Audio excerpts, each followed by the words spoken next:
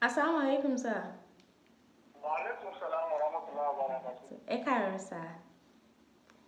Yes, sir. Ẹ jọ̀ọ́ ṣe bí knowledge pressure là ń bá sọ̀rọ̀, sir.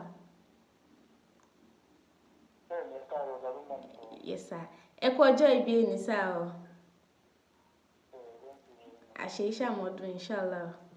Ẹ dẹ̀ kú retirement náà, Ọlọ́run á ṣe nísìnyí fún yín lágbára Ọlọ́run.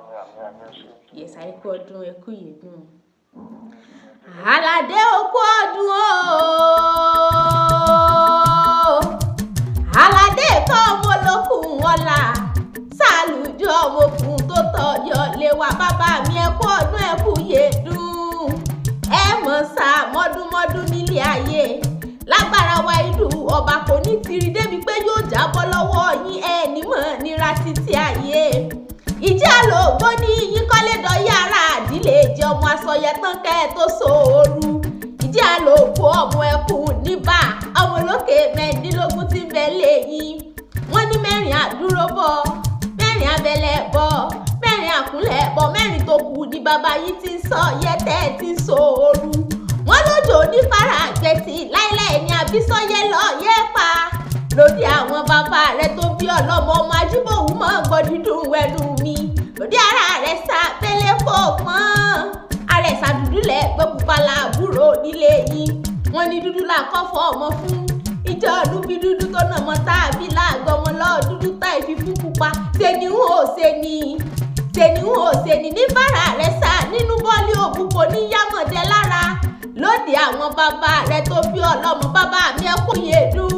Ẹ mọ̀ sá mọ́dúnmọ́dún nílé ayé ẹ wá ní kánjúkú lágbára wa ìlú ọba ogbó láíláí lògbó ẹ̀dán àdàgbàrà kòrò ní ti gbín ẹ mọ̀ sá mọ́dúnmọ́dún nílé ayé lágbára Olódùmarè ọba kókókó lára ọ̀tá ń lé kókókó lára ẹ̀yìn ó sì mọ̀lẹ́ bí ọ̀tá ẹ̀ ní tètè kú nílé ayé ẹ mọ̀ sọ ọ̀pọ̀lọpọ̀ ọdún lókè ègbè lágbára Olódùmarè ọba aládé kọ́ òkú ọdún. Happy birthday to you. Oh, happy birthday to you. Long life and prosperity, inshallah. Ẹ kú ọdún, sir. Thank you very much. Yes, sir. You're welcome, sir. I appreciate you. Ọlọ́run sọ fún àtẹ̀yìn náà pẹ̀lú dáadáa. Amen. Thank you very much. Yes, sir. You're welcome, sir. Yes. Ẹ ṣe lọ́pọ̀lọpọ̀ ẹ̀yin náà ṣe òun náà ṣe òun náà wọ́n pẹ̀lú gbogbo wa kún lẹ́nu. I appreciate you. Thank you very much. You're welcome, sir. Yes, sir. Amen. Yes, sir. All right. Yes. You're welcome, sir. Yes, sir. Bye, sir. Yes, sir. Ajoke Akewi ni, sir. Sir? Ajoke Akewi.